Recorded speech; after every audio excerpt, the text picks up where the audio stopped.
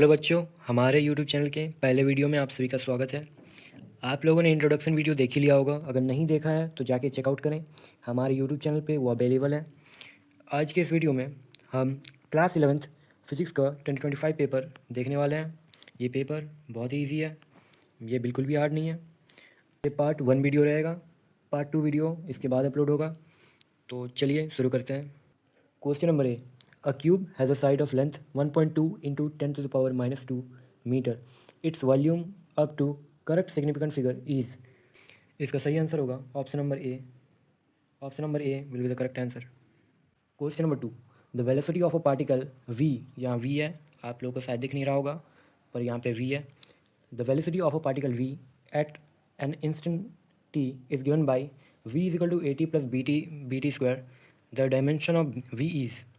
सो इसका जो सही आंसर होगा वो है option number D. Option number D सही आंसर है इसका। इसके बाद हम लोग आगे बढ़ते हैं। और question number 3, cyclist moving on a circular track of radius 40 metre completes half of revolution in 40 second. Its average velocity is. So ये क्वेश्चन पूछा है, तो ये क्वेश्चन नंबर 3 का जो आंसर है वो है option number B, 2 metre per second. तो आगे बढ़ते हैं। Question number 4, a stone dropped from the bridge reach the water in 4 seconds. The height of the bridge is।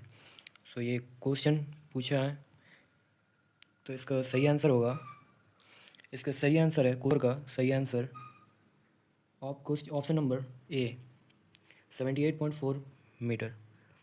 आगे बढ़ते हैं। Question number 5, which of the following is an example of non uniform motion. तो पूछा है non uniform motion का इसमें से कौन सा एग्जाम्पल है। तो इसका क्वेश्चन नंबर 5 का आंसर हो जाएगा option number D. Option number D इसका सही आंसर है। आगे बढ़ते हैं। If a vector into b vector is equal to a b then the angle between a vector and b vector is. So इसका जो सही आंसर होगा क्वेश्चन नंबर 6 का वो है ऑप्शन नंबर डी, 0। आगे बढ़ते हैं। Question number 7, the direction of velocity and acceleration at the top of the trajectory of a projectile are. तो क्वेश्चन नंबर 7 का जो सही आंसर है वो है option number D, perpendicular to each other. यह है इसका सही आंसर। आगे बढ़ते हैं। Question number 8, if the magnitude to the resultant force of two forces F and F apply on a body is also F then the angle between these two will be. तो question number 8 का जो सही answer है वो है option number D, 120 degree. आगे बढ़ते हैं। What is the magnitude of centripetal acceleration for an object moving in a circle of radius r with speed v। तो क्वेश्चन नंबर 9 का जो सही आंसर है वो है option number C, a is equal to v square minus r. Question number 10, an object of mass m falls freely from a stationary state. What will be the momentum of this object when it falls down a distance h।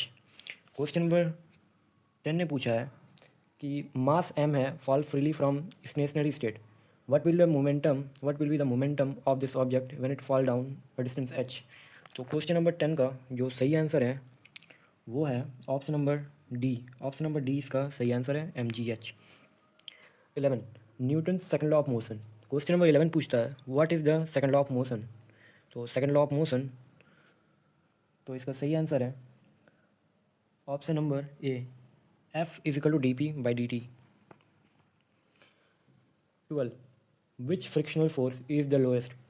तो question number 12 पूछ रहा है इनमें से कौन सा frictional force है जो सबसे कम है। तो sliding friction, rolling friction, static friction, both A and B.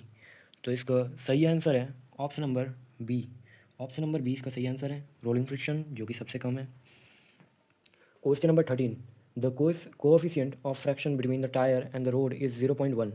The maximum speed with a cyclist can take a circular turn of radius 3 meter without skidding is। तो इसमें take g is equal to 10 metre per second, 10 metre per second square दिया है, तो जी का value यहाँ given है 10। तो इसको सॉल्व करने के बाद जो आंसर निकल के आता है क्वेश्चन नंबर 13 का वो है option number B, option number second, B, B will be the correct answer. तो √3 metre per second. 14. Two bodies of masses 2 kg and 32 kg have equal kinetic energy. What will be the ratio of their momentum? तो question 14, तो उसका सही answer है, question 14 का सही answer 1 होगा, 1:1, यह है इसका सही आंसर। आगे बढ़ते हैं। If a force F is applied on a body and it moves with velocity v, then its power will be, question number 15 का सही आंसर है ऑप्शन नंबर ए, ऑप्शन नंबर ए सही है, FB। आगे बढ़ते हैं। For an elastic collision the coefficient of restitution E will be, तो question number 16 का जो सही है आंसर है वो है ऑप्शन नंबर 3, मतलब सी। आगे बढ़ते हैं। Where is the centre of masses of a uniform rod located, तो क्वेश्चन नंबर 17 का जो सही आंसर है वो है B, at the mid point of the rod. ये बहुत ही ईजी क्वेश्चन था। आगे बढ़ते हैं। Question number 18, which of the following is constant when external torque acting on a body is zero. Question number 18 पूछ रहा है कौन सा, विच of the following is constant, इनमें से कौन सा कांस्टेंट है when the external torque acting on a body is zero. जो एक्सटर्नल टॉर्क है वो एक बॉडी पे एक्ट कर रही है वो ज़ीरो हो जाए, कब ऐसा होगा। तो क्वेश्चन नंबर 18 का जो सही आंसर है वो है option number second B, angular momentum. Angular momentum सही आंसर है। आगे बढ़ते हैं। What is the momentum of inertia of a cylindrical cell of a mass m and radius r about its own axis? So question number 19, question number 19 का जो सही answer है वो है ऑप्शन बी, ऑप्शन बी है सही answer, half mr²।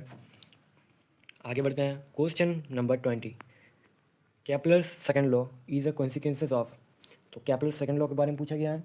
तो question number 20 का केपलर सेकंड लॉ, इसका जो सही आंसर है वो है C, C is the correct answer, conservation of angular momentum. आज के लिए बस यही तक था, केपलर्स लॉ तक। बाकी के आगे के जितने भी सारे क्वेश्चन हैं, बाकी 20 क्वेश्चन बचे हुए हैं, वो मैं पार्ट 2 में वीडियो बनाऊंगा, पार्ट 2 में। सो इस वीडियो को लाइक कीजिए, शेयर कीजिए और हमारे यूट्यूब चैनल को सब्सक्राइब कीजिए। आज के लिए बस इतना ही, मिलते हैं एक न्यू वीडियो में बाकी के 20 क्वेश्चन के साथ। बाय।